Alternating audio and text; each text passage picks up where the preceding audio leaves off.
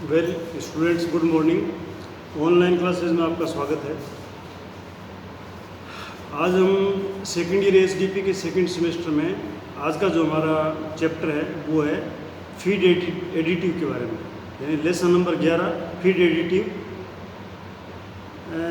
Feed additive जो है ये आहार के अंदर इसको मिलाते हैं, लेकिन ये आहार नहीं है। एक्चुअल में ये जो फीड एडिटिव है ये आहार नहीं है, लेकिन ये आहार के वे संघटक है, यानी आहार का वो पार्ट है जो अल्प मात्रा में यानी थोड़ी मात्रा में आहार में मिलाते हैं। तो आधारभूत या मूल आहार में इसको मिलाते हैं, जिससे उसकी पुष्टिकृत, हिंदी में पुष्टिकृत है, वैसे फोर्टिफाइड करने हेतु मिलाए जाते हैं। ये जो आहार में एडिटिव है ये उसके मूल आहार को पुष्टिकृत यानी और अधिक उपयोगी बनाने हेतु मिलाए जाते हैं, जिससे आहार की गुणवत्ता यानी एफिशिएंसी, आहार की एफिशिएंसी और मेटाबॉलिज्म की जो क्रिया है वो और संपरिवर्तन यानी कन्वर्जन की क्षमता बढ़ जाती है। फीड में जो कन्वर्जन करने की क्षमता होती है वो बढ़ जाती है, इसलिए ये उनको फीड एडिटिव बोलते हैं। फीड एडिटिव जो है वो एक्चुअल में आहार नहीं है, लेकिन आहार की गुणवत्ता को बढ़ाने वाले जो संघटक हैं उनसे क्या फ़ायदा है? उनसे ये फ़ायदा है, एक तो जब फीड एडिटिव को आहार में मिलाते हैं तो पशु की जो ग्रोथ है यानी शारीरिक वृद्धि है वो अच्छी होती है। यानी फीड एडिटिव मिलाने से उसकी शारीरिक वृद्धि अच्छी होती है। एक पशु की प्रजनन क्षमता, ब्रीडिंग एबिलिटी जो है यानी प्रजनन क्षमता बढ़ती है और उसका उत्पादन बढ़ता है। जैसे मान लो पशु जो है अंडा देता है, पक्षी या पशु दूध देता है या ऊन के लिए है या मांस के लिए, तो उसकी क्षमता जो है उत्पादन क्षमता बढ़ जाती है। यानी ये इसलिए इन पदार्थों को अल्प मात्रा में, थोड़ी सी मात्रा में सावधानीपूर्वक और जो मूल राशन है यानी आहार है उसमें सावधानी पूर्ण रूप से मिलाना चाहिए, उसको मिश्रित करना चाहिए। उसको जो आपका मूल फीड है उसमें थोड़ी मात्रा में सावधानीपूर्वक पूर्ण रूप से यानी पूरे फीड में मिल जाए, ऐसा करना चाहिए। अब अपने इसका वर्गीकरण करते हैं। इसका वर्गीकरण कितने प्रकार से कर सकते हैं? पहला इसका वर्गीकरण है इनको उनके कार्य के आधार पर वर्गीकृत किया जाता है। जैसे ये फीड एडिटिव वो क्या कार्य करते हैं फीड में, उसके आधार पर इसको वर्गीकृत करते हैं। तो इसका एक तो वो फीड एडिटिव जो खाद्य पदार्थ को जिसमें मिलाते हैं उसको टिकाऊपन यानी स्टेबिलिटी यानी वो टिकाऊ हो, यानी जल्दी ख़राब नहीं हो, उसकी उत्पादकता यानी उसकी मैन्युफैक्चरिंग यानी जो उत्पादन करते हैं उस पर और प्रॉपर्टीज़ को बढ़ाते हैं, उसके गुणों को बढ़ाते हैं। वो कौन कौन से? एक तो उसमें आते हैं फफूंदी नाशक यानी एंटी फंगल्स, एक आता है ऑक्सीकरण विरोधी यानी उपापचयक विरोधी, जिसे एंटीऑक्सीडेंट बोलते हैं। एंटीऑक्सीडेंट आपने पहले एंटीऑक्सीडेंट जो है ना कई बार इसको पढ़ा है। एंटीऑक्सीडेंट जो ऑक्सीडेशन को होने से रोकते हैं, ऑक्सीकरण जिसे बोलते हैं। एक मतलब है उसके पेलेट्स बनाते हैं, जैसे फीड के पेलेट्स बनाते हैं, जैसे आपने बढ़िया देखी होगी उस तरह से फीड के पेलेट्स बनाते हैं। तो उस पेलेट्स को या गोली बनाने के लिए जो बंधक का काम करते हैं, उन गोलियों को बांधने का काम करते हैं, एक वो यानी बाइंडर्स। दूसरा वे एडिटिव्स जो पशु की वृद्धि करते हैं यानी पशु की शरीर की वृद्धि करते हैं, आहार की क्षमता अथवा एफिशिएंसी को और उपापचय क्रिया यानी मेटाबॉलिज्म की क्रिया अथवा परफॉर्मेंस को बढ़ाने के आधार पर ये चीज़ है। जैसे जो पशु की वृद्धि करते हैं, आहार की क्षमता या उसकी एफिशिएंसी या मेटाबॉलिज्म की क्रिया या परफॉर्मेंस को बढ़ाने का काम करती है, उसके आधार पर आहार को बांटते हैं। एक तो आहार की सुगंधता वाले फीड एडिटिव यानी जो फीड एडिटिव आहार की सुगंधता को बढ़ाते हैं, जिससे खाने में पशु इंटरेस्ट ज़्यादा लेता है। पाचन क्रिया को रूपांतरित करने वाले फीड एडिटिव जो पाचन क्रिया को रूपांतरित करते हैं, यानी उसको बढ़ाते हैं। उसमें कौन कौन से आएंगे? एक तो एंजाइम्स आएंगे, एक आएंगे प्रोबायोटिक्स, जिनका हम आगे वर्णन करेंगे कि प्रोबायोटिक्स क्या है, एंजाइम्स क्या है। फिर आते हैं बफर्स और आइनोफोर्स, एंटीब्लोट्स, आइसो एसिड्स और सेलाइवेशन इंड्यूसर्स यानी लार बढ़ाने वाले पदार्थ। तो ये उसके एडिटिव्स जो पशु की वृद्धि को, ग्रोथ को और आहार की क्षमता, उसके एफिशिएंसी को या मेटाबॉलिज्म क्रिया को अथवा उसकी परफॉर्मेंस को बढ़ाते हैं, उसके आधार पर इसका ये वर्णन था। फिर आता है उपापचय को रूपांतरित करने वाले फीड एडिटिव, यानी जो मेटाबॉलिज्म को रूपांतरित करने वाले फीड एडिटिव है, उसके आधार पर इनको कितने भागों में बांटते हैं? 2 भागों में बांटते हैं। एक तो हार्मोन्स और दूसरा होता है बीटा एडिनर्जिक एजेंट्स।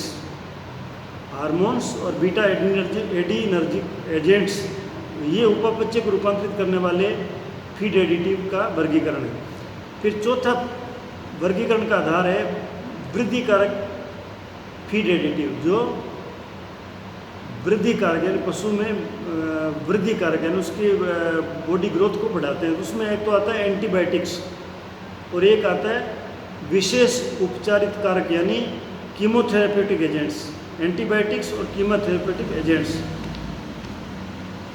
ये जो आधार था, ये था वर्गीकरण था उनके कार्य के आधार पर, ये उसके कार्य के आधार पर वर्गीकरण था 4 प्रकार से। और अब आगे बताता है पोषकता के आधार पर, यानी पोषकता के आधार पर उसका वर्गीकरण कैसे करेंगे। एक तो पोषक फीड एडिटिव, यानी उसमें फीड एडिटिव जो है कुछ पोषक तत्व उसमें होते हैं, जैसे एमिनो एमल है, मिनरल्स और विटामिन्स, ये हो गए पोषक फीड एडिटिव। और एक होता है अपोषक फीड एडिटिव, यानी ये पोषकता नहीं बढ़ाते हैं लेकिन उसमें वृद्धि में जरूर मतलब अपना अहम भूमिका निभाते हैं। जैसे अपोषक फीड एडिटिव में आते हैं antibiotics, hormones, enzymes, probiotics agents, pellet binders और dietary buffers, methane inhibitors, blood controlling agents और स्वीटिंग एजेंट्स आदि। ये इसका वर्गीकरण है पोषकता के आधार पर, पोषक फीड एडिटिव और अपोषक फीड एडिटिव। फिर आता है, अब ये फीड एडिटिव जो है, आपने अभी फीड एडिटिव की परिभाषा पढ़ी, फिर फीड एडिटिव का वर्गीकरण पढ़ा भिन्न भिन्न प्रकार से, उनके कार्य करने के आधार पर, उनके पाचन क्रिया को रूपांतरित करने के आधार पर, उपापचय को रूपांतरित करने के आधार पर और वृद्धि कारक फीड एडिटिव के रूप में और पोषकता के आधार पर। तो अब तीसरा जो है ना, फीड एडिटिव के लाभ, यानी जो फीड एडिटिव है इसके क्या क्या लाभ है। तो एक तो जो मौलिक आहार है, जो आपका बेसिक फीड है, उसकी गुणवत्ता को वह रोचकता को बढ़ाता है। गुणवत्ता मतलब कि उसका गुणों में वृद्धि होती है उसके फीड में, और रोचकता मतलब है खाने में अच्छा लगे पशु को, उसको कहते हैं रोचकता को बढ़ाना। एक पशु जब इसको फीड एडिटिव को खाता है फीड के साथ में, तो उसकी कार्य क्षमता जो है वो बढ़ जाती है। आहार के तत्वों जैसे वसा आदि को खट्टा यानी बासी या रेंसिडिटी बोलते हैं जिसको, जैसे आहार के तत्व जो है जैसे फैट है उसको बासी नहीं होने देता ये एडिटिव, फीड एडिटिव जो उसको बासी नहीं होने देता, यानी उसको रेंसिडिटी से रोकता है ताकि उसकी गुणवत्ता लंबे समय तक रहे। अपने जैसे कहते हैं ना कि भाई ये खाना तो बासी हो गया, इसका मतलब है कि ये वसा आदि को खट्टा या बासी या रेंसिडिटी से बचाता है। पशु प्रोटीन को किफ़ायती दर पर उपलब्ध करवाना, अर्थात प्रोटीन उत्पादों को कम खर्च पर अधिक उत्पादन के रूप में उपलब्ध करवाना, जैसे मीट या मिल्क आदि जो है उसको किफ़ायती दर पर उपलब्ध करवाना। इससे मतलब क्या है, ये जो प्रोटीन है ये इजीली पशु को मिल सकता है। अब फीड एडिटिव से ये तो थे फायदे, अब फीड एडिटिव से क्या क्या नुकसान है। यानी फीड एडिटिव ये जरूर नहीं है कि जो फ़ायदा करता है वो नुकसान नहीं करता, कुछ नुकसान भी है इससे। जब पशु को आहार में अल्प मात्रा में हार्मोन या एंटीबायोटिक देते हैं, मतलब फीड के साथ में जब पशु को आहार में अल्प मात्रा में हार्मोन या एंटीबायोटिक देते हैं तो वे अपना असर पशु में दूध व मांस आदि के मनुष्य माध्यम से, यानी उनका कुछ असर जो है वो दूध और मांस के माध्यम से मनुष्य तक भी बढ़ जाता है। यानी अगर एंटीबायोटिक या हार्मोन्स फीड एडिटिव के रूप में अगर फीड में मिलाते हैं तो उसका कुछ अंश जो है मीट और मिल्क के द्वारा मनुष्य भी उसको कंज्यूम करता है, और जब मनुष्य के अंदर धीरे धीरे एंटीबायोटिक्स या हार्मोन्स की मात्रा चली जाती है शरीर में, तो पशु का इंसान जो है वो जब उनमें कोई बीमारी होती है उस टाइम अगर उन्होंने कोई एंटीबायोटिक हार्मोन्स देते हैं तो वो हार्मोन्स या एंटीबायोटिक्स जो है वो काम नहीं कर पाते हैं, यानी उससे बीमारी ठीक नहीं होती है। यहाँ तक कि जब ये हार्मोनिक दूध महिलाओं में पहुँचता है तो उसका मासिक धर्म जो है वो आगे पीछे हो जाता है। जो महिलाओं का मासिक धर्म जो है वो अगर ये हार्मोनल फीड एडिटिव अगर फीड में मिलाते हैं, उसको लगातार यूज़ करते हैं दूध को या मीट को, तो उनका औरतों का मासिक धर्म जो है वो अनियमित हो जाता है और बांझपन पैदा हो सकता है उसमें। तो इसको आप समझ गए होंगे कि फीड एडिटिव से क्या हानियाँ हैं, ये उससे हानियाँ हैं। अब एडिटिव को आहार ग्रहण क्षमता को बढ़ाती है, यानी एडिटिव्स जो